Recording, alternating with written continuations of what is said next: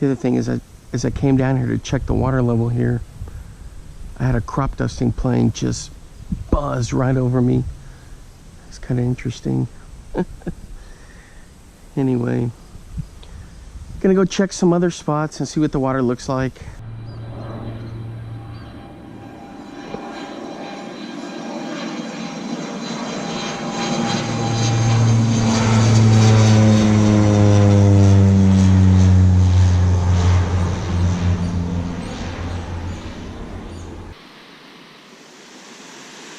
Welcome back, fishing friends, to another adventure.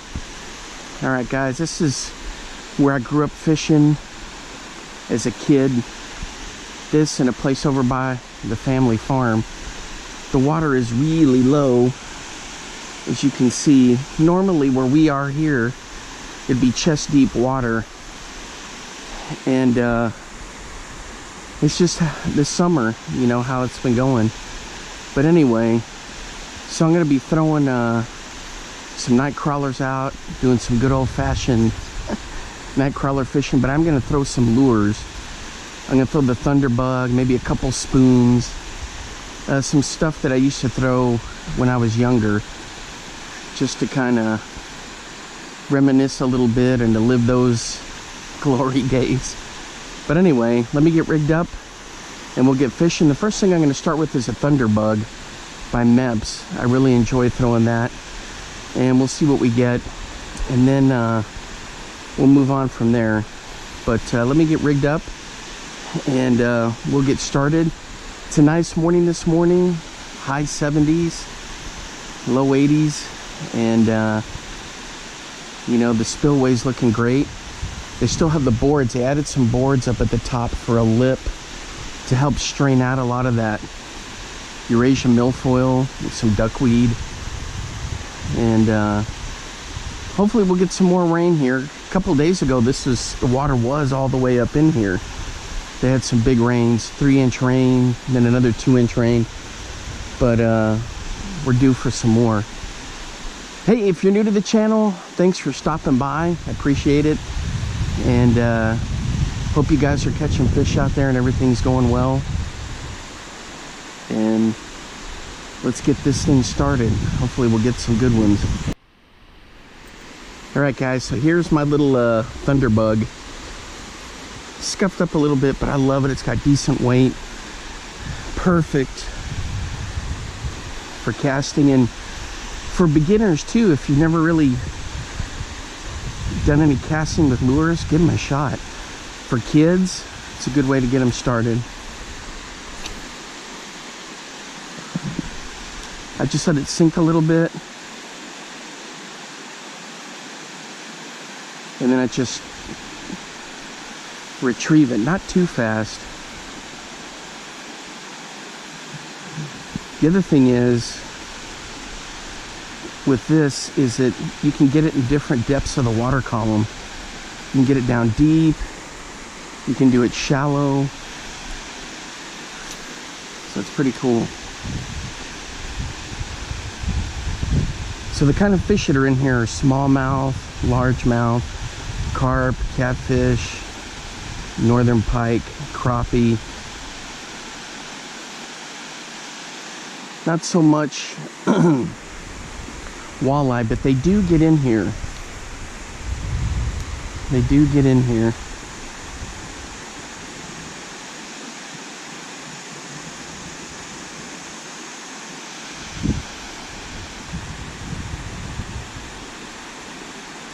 Man, that looks good in the water. Oops. Let's go. All right, guys. Right here in front of me, it's a little pike. Holy cow. If I can just get the line. Check him out. I wasn't recording, and I just had to hit right when I was bringing it in. It was on the tube. Okay, guys, for the release, I always use a glove when I'm dealing with the pike because of their teeth, and they thrash around so much and hooks go flying. So it's years of kind of experience dealing with them. But They technically, if you kind of squeeze down on where the gills are, they don't thrash around. Sometimes it works, sometimes it doesn't. More times, often than not, it works. But so we got one on the board on the tube. That was pretty cool. All right, guys, this is just a little 4-inch tube. It's chewed all the hell, but I didn't get a measurement on that pike. I don't know, maybe 16, 17 inches. I've caught some big ones in here. My PB in here is a 36.5-inch northern pike. It's just a year where we had tons of rain and flooding, and the water was up over this step here. And we were using live bait, throwing some lures, and it was just, I had so much fun. It was good stuff. Then I caught a 34-inch northern right here, just on the other side of these rocks, on a black finesse jig, like a little swim jig, a little rubber skirt on there. So there are some big ones. And then I caught a chain pickerel, which you don't see too much in Iowa, but it was kind of cool to get him. All right, so I hadn't started with the Nightcrawlers yet. I was throwing the Thunderbug, and then I switched to the tube. But I do want to throw some good old-fashioned Nightcrawlers. So I'm just dragging this along and through the rocks here. It looks really good swimming. The thing is, this one is shredded to hell, so we'll see how effective it is. So we get a lot of smallmouth and largemouth will lay up under the dam there, and carp will too. Now, when the water is really thrashing over, they really stack up under there, but we'll see.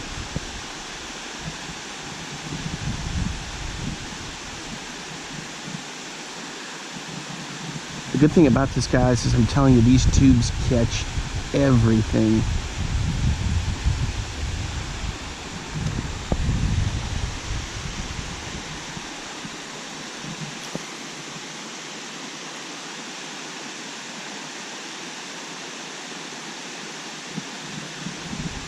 There's different ways to rip it through. Some people crack it, rip it. You can put a little foam earplug in there so it floats. You can put rattles in them. I put a split shot in mine, and I just drag it along. But the other thing is I let it sit for a little bit, because a lot of times, that's how I caught this guy. I just had it sitting there. It wasn't long, and then he just grabbed it and took off with it.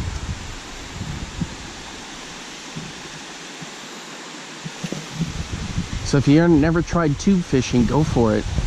This one's a 4-inch tube, but a lot of guys, I think, recommend the 3.5-inch.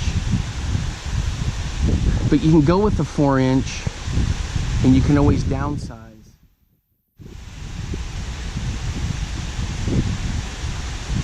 If you need to.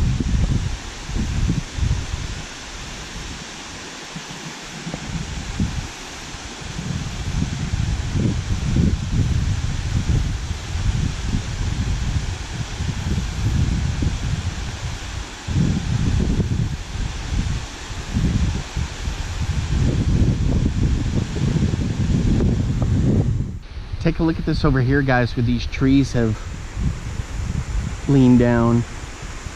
When I was a kid, the bank cut further out, another 20-25 feet. But when these big floods come in, you get erosion, it keeps cutting out the bank. And so these trees keep coming down and falling over. See, the trail, there's a little trail that goes back in there. You can do some great crappie fishing back in there if you can survive the mosquitoes. It's creeping up to where the trail is. So it's kind of a dicey thing here. I don't know what they're gonna do to try to prevent that, or just let nature take its course. Uh-oh, I almost got it into the tree. So it looks like Some of these have been cut here. That's good that they maintain that. I'm worried about these coming down at some point, but the roots are all snarled in there, holding it.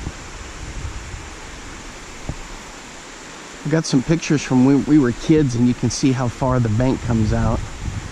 Sadly, I don't have them here where I can put them into the video, but you can see here's the big one. This one was probably wash over, came over the dam, because there's quite a bit that'll come over the dam that washes over.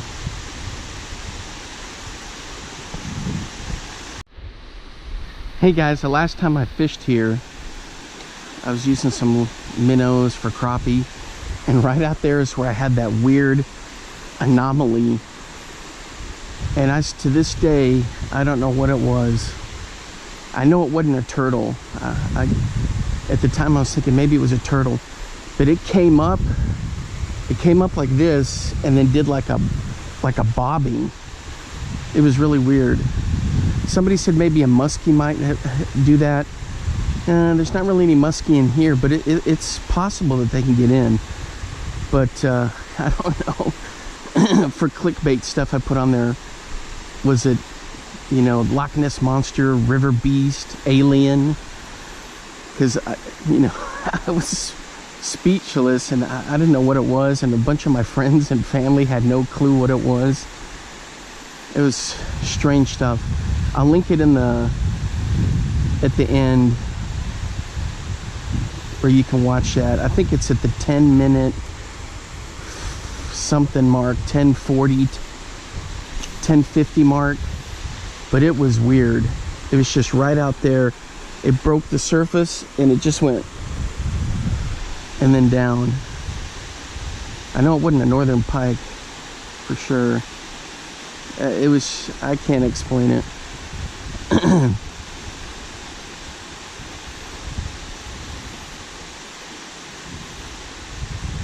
So far all we've had is that one hit, that's small northern on the tube.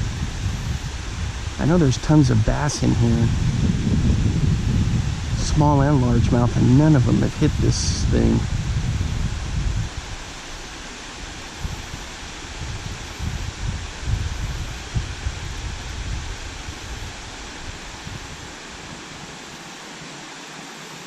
I need to do some more research. Like I was saying, those guys were recommending 3.5-inch tube. So I may just get, I've got a handful left from these Gander Mountain ones that I had from before they went out of business. They had them on sale for just like nothing. So I picked them up. They have kind of like a coffee scent to them. And then, you know, a lot of the salt, I guess everybody does this salt infused stuff, but green pumpkin seems to be the popular color. But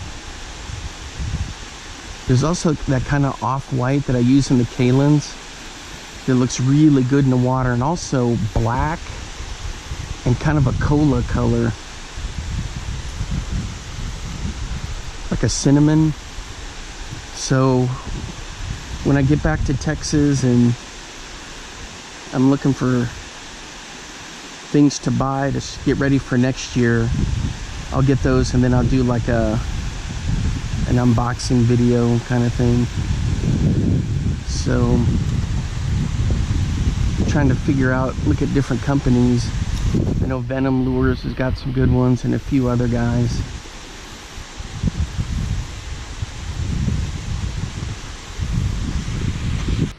Alright guys, I switched over to some Nightcrawlers.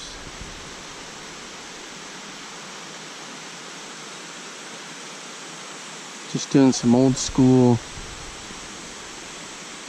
Nightcrawler fishing. We'll see what we get. Sometimes that's just the best fishing, just a worm on a hook and having fun. That's pretty much how we all started, and for me, for sure. I used a cane pole down at the little creek by my grandparents' farm. Then slowly graduated to a Zebco, And the rest is history. Alright guys, I'm just jigging by this log right here. And boy, they're just firing out of there, one right after another. Check out that pretty one. It's a cool looking one.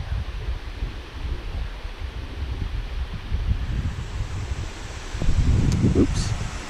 And of course, I drop him. He's trying to swim for it. There he goes. Guys, we used to do this as a kid for bait fish. Just for catfish. Try to catch chubs and crawlers. Just jig right along the rocks.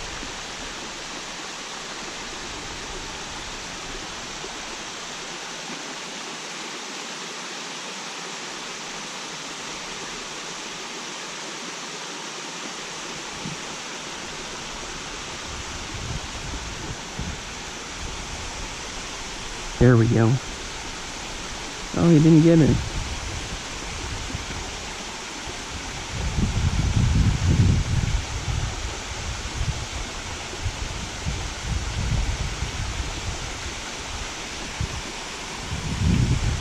Definitely getting some pops there, but it's hiding under that rock.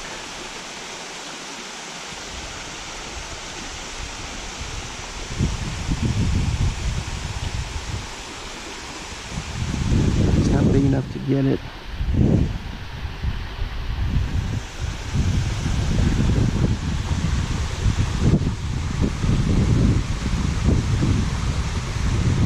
There we go. Oh!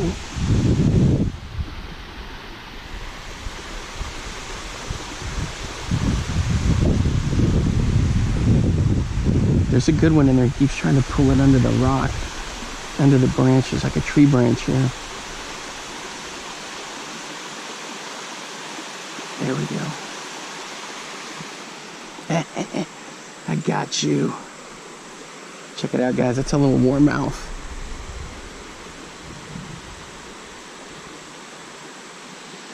Yeah, pretty cool little guy.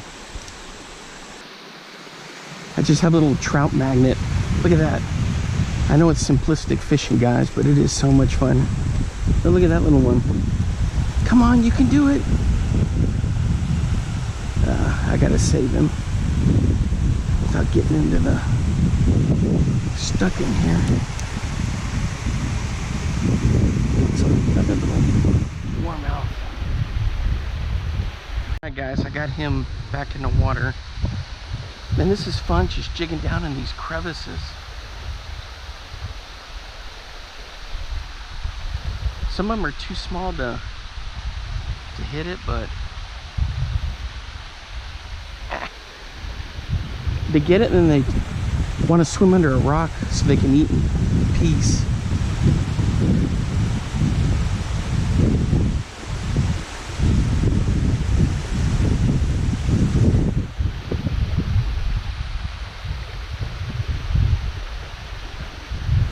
Oh, there's a fatty.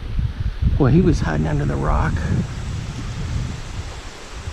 Check out this guy. It's good size.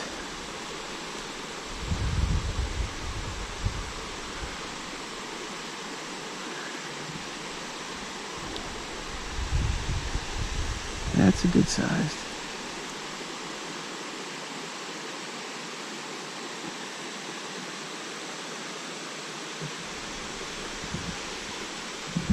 It's a little warmouth.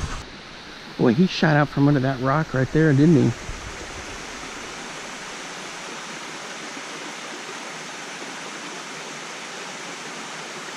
All right. We'll go back to this rock. There we go.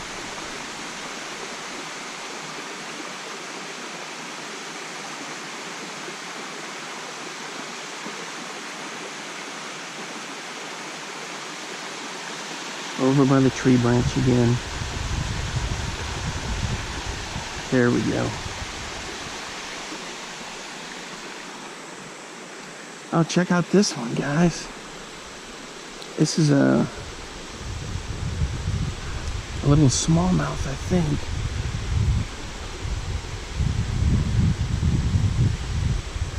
I think that's a little smallmouth. That's pretty cool. Man, this has been a lot of fun, guys, catching these.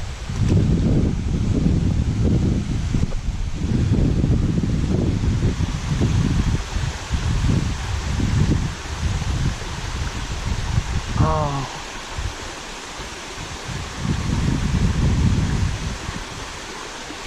See, they get it and they all want to swim straight for the rock, under a rock to eat.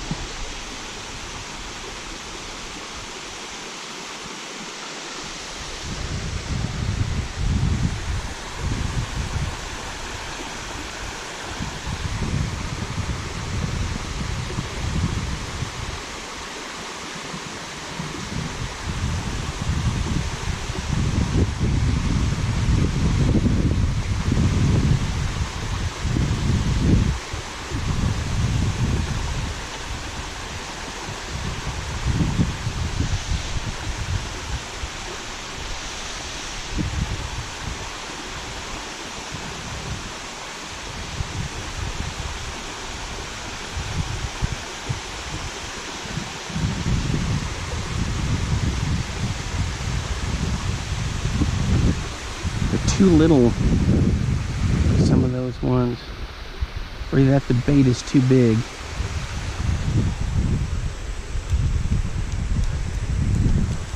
There it goes, flipping and flopping. Ooh, that's a nice little warmouth. Come here.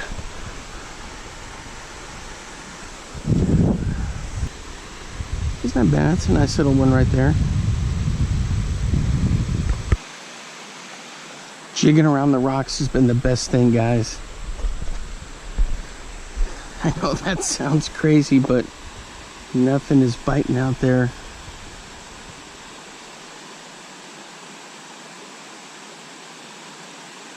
Alright.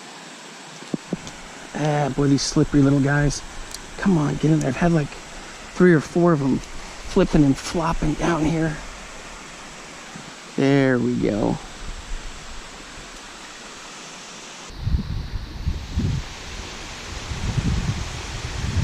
I'm surprised I hadn't popped a rock bass yet. They're around. This wind is making this tricky. There, I had a pop.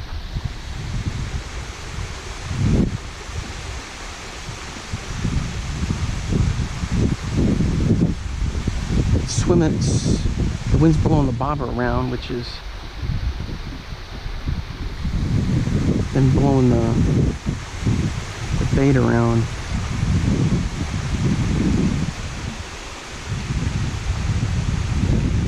See, swims right under that rock, and then you can't get him out unless you horse him like that.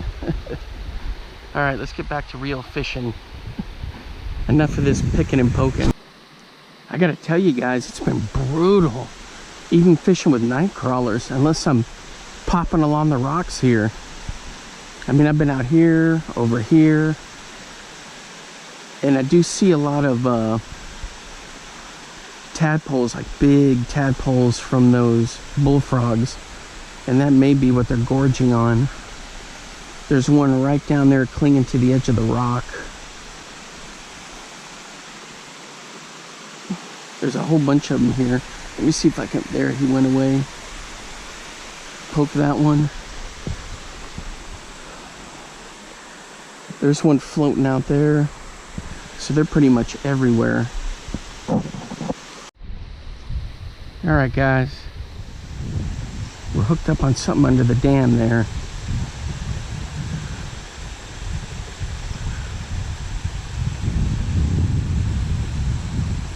Let's take a look and see what we got. Oh nice, it's a little smallmouth. I knew they were up under there.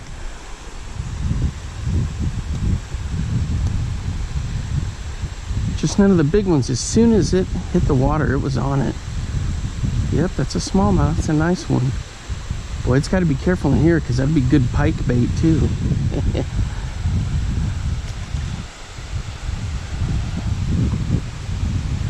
right, so it wasn't a total skunk under the dam. All right, guys, so we're off the schneid in terms of fishing under the dam there. Finally had a nice little smallie hit. Usually in years past, man, as soon as it hits the water, you're catching something. But since we've had low water, now it's middle of August, it's just not like it was in June, early July, where everything was just popping.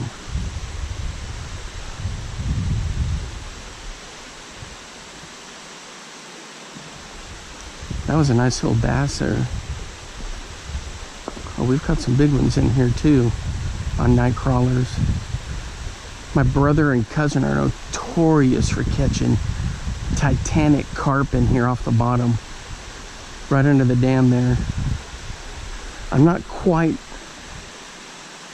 off the bottom. Well, I'm off like maybe 7 inches off the bottom. If a Titanic carp wanted to get that, he'd find it easy. I always pinch the end of the Nightcrawlers off so you get that scent in the water.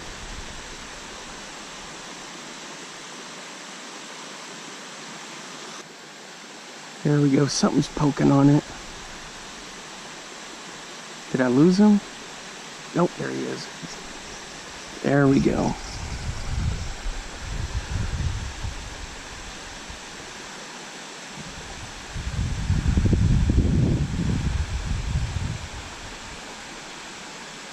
Boy, he's thrashing around. Oh, check it out, it's a good old-fashioned bluegill. Nice.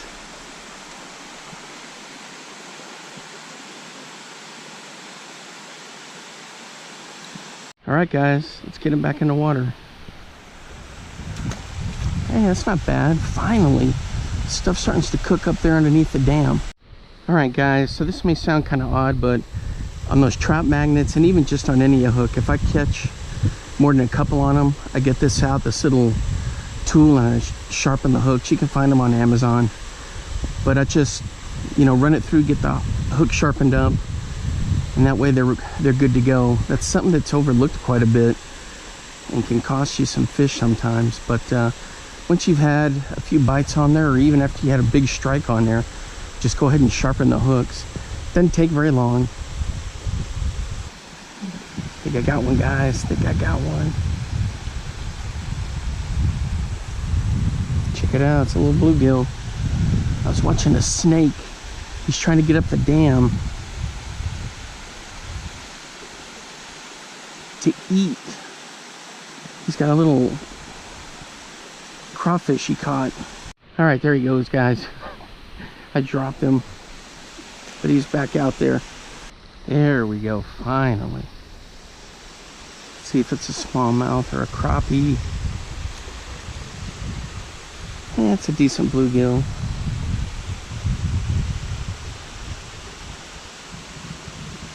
All right, guys, there he is. Dang, got smallmouth,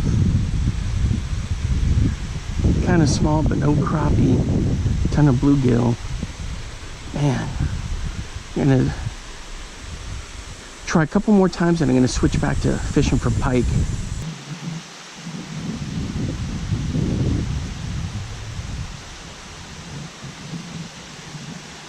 All right, guys, I'm gonna rig something else up here. I saw him shoot out from under the rock. There's a chunk of crawler right there. Oh my gosh, guys. It just never gets old.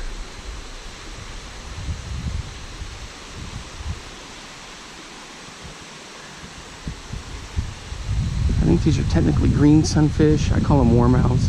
Look at that. Pretty cool stuff. There you go, back under your rock. All right, I'm gonna try to rig a twitch tail on a bobber and we'll see what happens. All right, guys, so on a trap magnet, I got one of these Berkeley twitch tails. And man, they stink to high hell. And what? I got this on backwards. Crying out loud.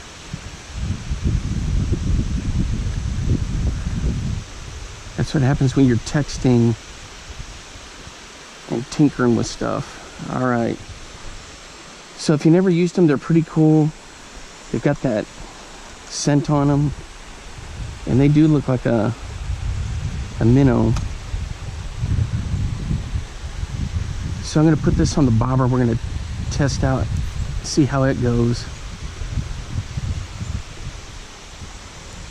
See if we can get a nice smallmouth or a little pike or who knows what. Sometimes I jig it, sometimes I reel it back real slow. Sometimes I just let it sit. Because man, it does stink. And I've caught just about anything you can think of on them, freshwater wise, including catfish. But my favorite method is just to twitch it a little bit.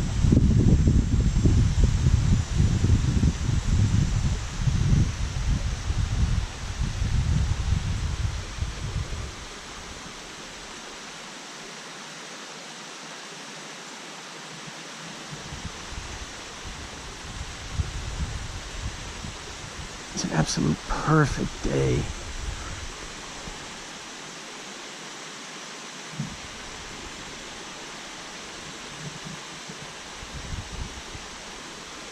All right, guys, we're hooked up.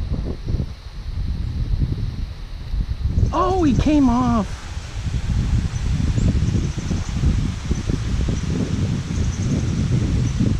He came off. He flipped. He flopped. He threw the hook.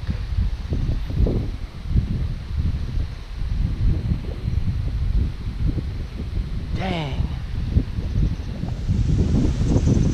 That was close. I think it was just kind of a smallmouth. Maybe it was a largemouth. Whatever it was, he took it as soon as I cast it and hit the water. Guys, we're hooked up. Oh my gosh, and he let go. That's 2 in a row. Flying out loud. I had a good hook set too. The hook has been sharpened. Man, this thing is fine. I don't know if it's small bluegill or what. Man, oh man.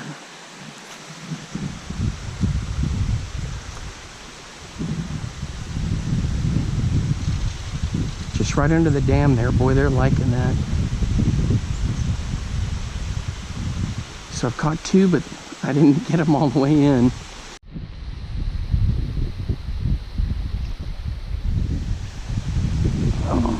Gosh, it's got to be bluegill that's doing that. That's a 3rd one.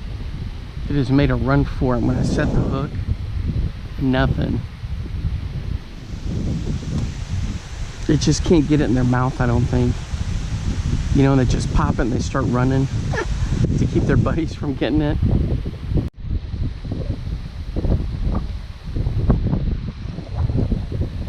All right, guys. Finally, I see what's been hitting this. I guess that's a big bluegill. Oh man, he choked it too. Let's see if I can dig this out. All right, there he goes, guys, for the release. It's good stuff. Off he goes. Hey, in the comments, let me know if you've used these Berkley twitch tails before. Some say that they're as good as or even better than those gulp minnows. So just give a shout out, let me know what you think. Guys, I lost another one. Something spooked it down there. I think another fish was competing for it. So on the Berkley twitch tail, a lot of pecks at it. Just had one big bluegill.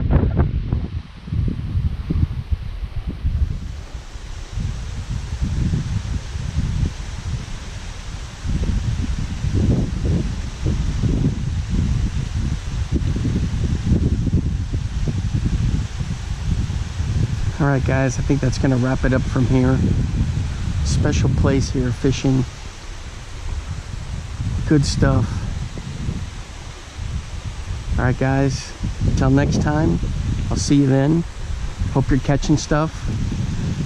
Let me know what you think of these Berkley power bait products like this Twitch Tail and others if you use them. And until next time, I'll see you guys later. Bye bye.